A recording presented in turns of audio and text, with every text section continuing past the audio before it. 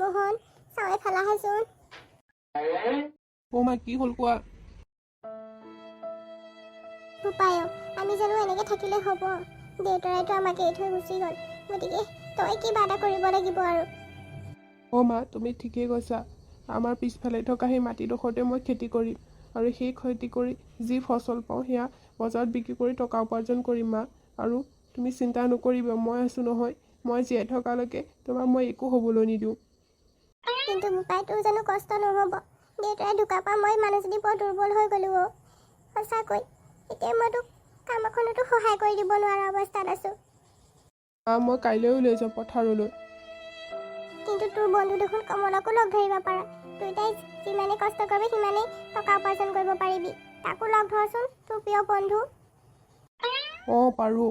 মই কাইলৈ ৰাতিপুৱা তাৰ ওচৰলৈ যাম। সি যদি যাওঁ বুলি কয় ভালেই, যদি নাযাওঁ বুলি ক'লে মই অকলেই কৰিম মা। মোৰ ভৰি দুখন আছে নহয়, আৰু হাত দুটাও আছে। ভগৱানে সেয়া শক্তি দিছে নহয়। ঠিক আছে।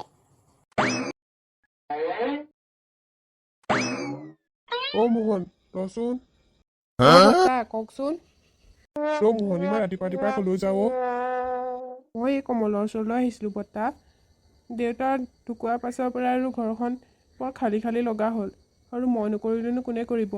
দেউতা ঢুকোৱাৰ পৰা মা যিহে দুৰ্বল হৈ গৈছে, আৰু বেমাৰ যদি আৰু বেছিকৈ হয় নহয় কি হ'ব? সেইকাৰণে ভাবিছোঁ কমলৰ লগত লৈ বোলো খেতিকে কৰোঁ। খেতি কৰি যি ফচল পাওঁ সেয়া বিক্ৰী কৰি কেইটকামানতো পইচা পাম ন, সেই ভাবিয়ে ওলাই আহিছোঁ আৰু। ঠিকেই ভাবিছা মোহন, সঁচাকৈ তোমাৰ দেউতা ঢুকোৱাৰ পৰা আমাৰো গাঁওখন কিবা কিবি লগা হ'ল। যিহে তোমাৰ দেউতাই গোটেই গাঁওখনকে সহায় কৰিছিল, কিন্তু আমি এতিয়া সহায় কৰিবলৈ আমি তোমাৰ লগত আছোঁ। তুমি আৰু যদি কিবা বিপদ হয় আমাক জনাবা। ঠিক আছে বৰ্তা, মই এতিয়া গৈ থাকোঁ। পাছত আকৌ দেৰি হৈ যাব নহয়। আহি মেলি আকৌ ভাত পানী বনাই মাক আকৌ দৰৱ পাতি খুৱাবলৈ আছেই। মই গৈ থাকোঁ দিয়ক। যোৱা যোৱা।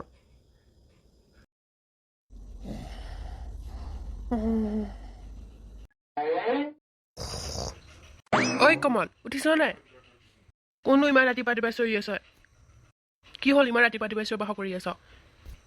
ৰাতিপুৱা হৈ থকা নাই, চাচোন বেলি ওলালে। মই কি কৰিব লাগে? আৰু ৰাতিপুৱা কিয় আহিছ আমাৰ ঘৰলৈ? ৰাতিপুৱা অহাৰ কাৰণ আছে মোৰ। ব'ল আমি দুটা পথাৰলৈ যাওঁ, পথাৰত কাম কৰোঁগৈ। ৰাতিপুৱা মোৰ মাথাটো গৰম কৰিবলৈ আহিলি আৰু। মোৰ কাম বন নাই নেকি? মোক কি দৰকাৰ মই পথাৰলৈ যাম? দেউতাই আছে দেখোন, দেউতাই কাম বন কৰিব, মই নোৱাৰোঁ। আৰু মোক এই জগাই নাথাকিবি যা। তই মোক সেইকণো সহায় কৰি দিব নোৱাৰনে? বাকী কামৰ ক্ষেত্ৰত দেখোন সকলোতে সহায় কৰিছ, আৰু এইবাৰ কি হ'ল তোৰ? আগৰ কথা বেলেগ আছিলে, তোৰ দেউতাই জীয়াই আছিল, এতিয়া দেউতাই নাই। কাৰণ দেউতাই জীয়াই নাথাকিলে তইতো ঘৰৰ গোটেই কাম তয়ে কৰিব লাগিব, আৰু লগতো ময়ে থাকিব লাগিব। মই সেইবিলাক কাম বন কৰি থাকিব নোৱাৰোঁ দেই। আগতে দেউতাই জীয়াই থাকোঁতে ভাল আছিলে, কাম বন কৰি দিলেও দেউতাই হ'লেও অলপ হ'লেও সহায় কৰি দিয়ে। এতিয়া সহায় কৰি দিয়া মানুহ নাই নহয়। আৰু মোক জগাই নাথাকিবি চা, ভালকৈ কৈছোঁ, তই ইয়াৰ পৰা ওলাই যা, মোক অকণমান শুবলৈ দে। হ'ব দে, এয়াই প্ৰকৃত বন্ধু, গম পালোঁ দে। আহিছোঁ মই, যি কৰ কৰি থাক আৰু।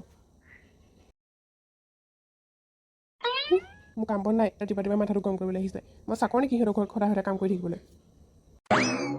আজিলৈ হ'বই আৰু, বেলি পৰিলেই দেখোন। মা আজি দিনটো লঘোণে আছে চাগে। কাইলৈ ৰাতিপুৱা সোনকালে আহিব লাগিব। মোহন। খুৰাইদেউ কওকচোন। পিছে এইফালে যে? মই বজাৰলৈ গৈছিলোঁ। এই আহি থাকোঁতে তোক দেখিলোঁ, বোলো মাত এষাৰকে দি থৈ যাওঁ। হয় নেকি? বৰ কষ্ট হৈছে ন দেউতাই ঢুকোৱাৰ পৰা?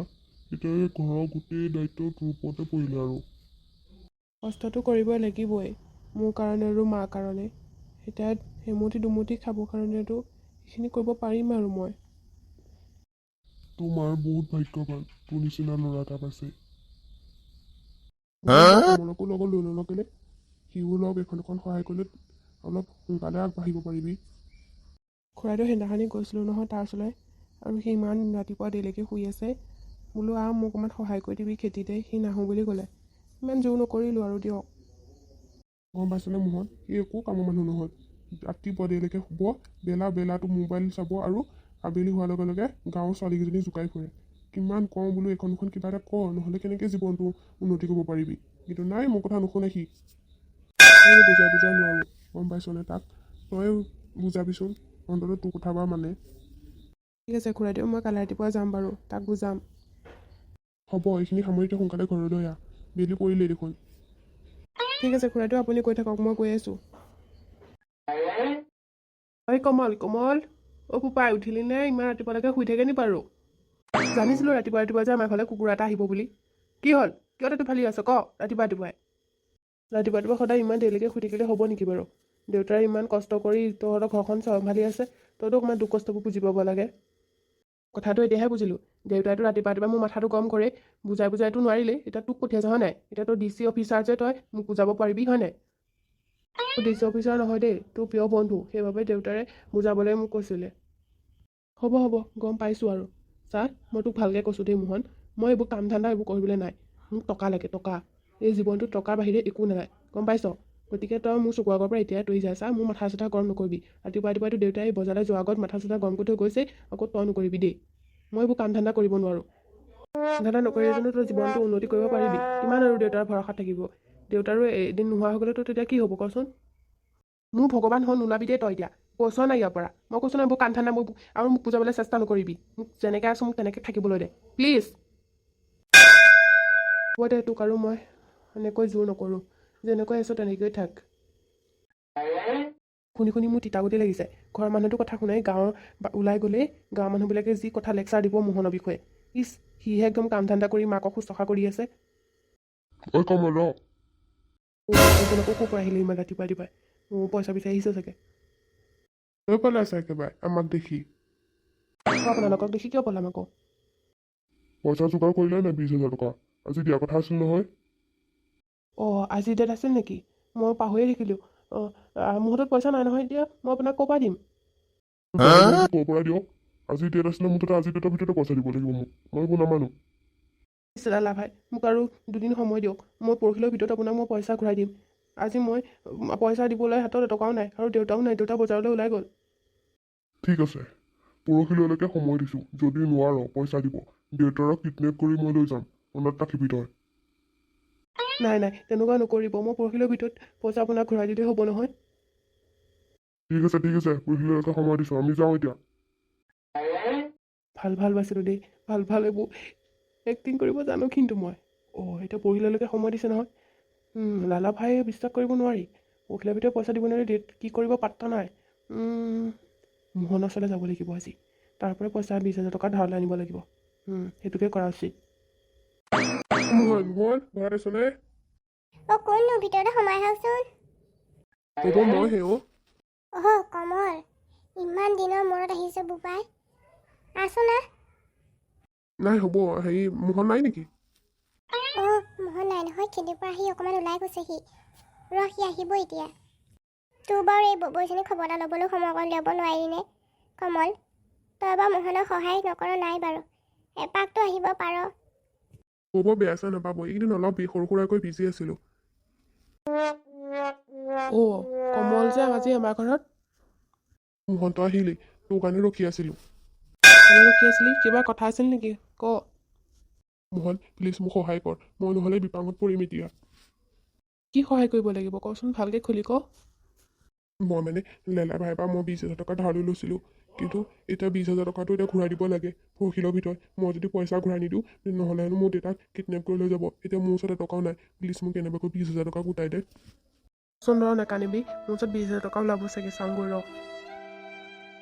কমল, লেলা ভাই তই গম পাৱই দেখোন, সময়মতে পইচা নিলে সি কি কৰিব পাৰে। তই এনেকুৱা কাম কিয় কৰিছ হা? ভালকৈ নিজে কিবা এটা কৰি নাখাৱ কিয়? কিয় ভাল কমল, মোৰ ওচৰত যে 20,000 টকা আছিলে। এয়া ল। বহুত বহুত ধন্যবাদ মোহন, তই মোৰ প্ৰকৃত বন্ধু। অঁ দে, ধন্যবাদ দিব নালাগে। প্ৰকৃত বন্ধুৰ কিহৰ? দে এতিয়া মোহন, মই গৈ থাকোঁ আৰু মই পইচাখিনি সোনকালে ঘূৰাই দিম। পইচাখিনি ঘূৰাই দিব নালাগে দে।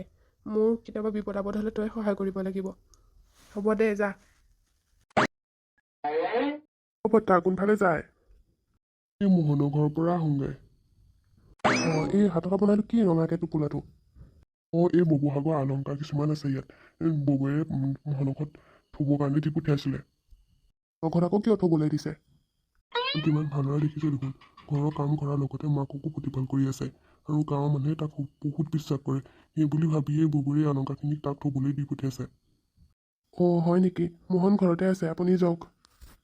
তাতে লগ পাব তাৰপিছত মই গৈ থাকোঁ গধূলি হ'বই হ'ব নহ'ল নহয় আকৌ সোনকালে ঘূৰি আহিব লাগিব মই যাওঁ গাঁৱৰ প্ৰত্যেকৰ মুখত অকল মোহনৰ কথা তাৰ অকল ভাল গুণৰ কথাকে গাই থাকিব মোৰ কাণ গেলি গৈছে কৰিব শুনি শুনি বাপেকে ইয়াক কাটিব লাগিব তাতে বহুত বিশ্বাসত সিহঁতৰ ঘৰত অলংকাৰখিনি থ'বলৈ গৈছে সেই অলংকাৰখিনি যদি মই ৰাতি চুৰ কৰি লৈ যাওঁ তেতিয়া তেতিয়াতো গোটেই গাঁও মানুহে তাক চোৰ বুলিয়ে সজাব সেইটোৱে কৰিব লাগিব আজি ৰাতি এই অলংকাৰখিনি মই চুৰ কৰি লৈ গুচি যাম মই দেখোন এটা কথা পাহৰিছিলোঁৱেই মই এই অলংকাৰখিনি চুৰ কৰি দেখোন মই লেলা ভাই গোটেই ধাৰখিনি মাৰিব পাৰোঁ তেতিয়া মোৰ লেলাই আৰু পিছা নকৰে আৰু আজি কেনে প্ৰকাৰে হ'লেও মই চুৰ কৰিবই লাগিব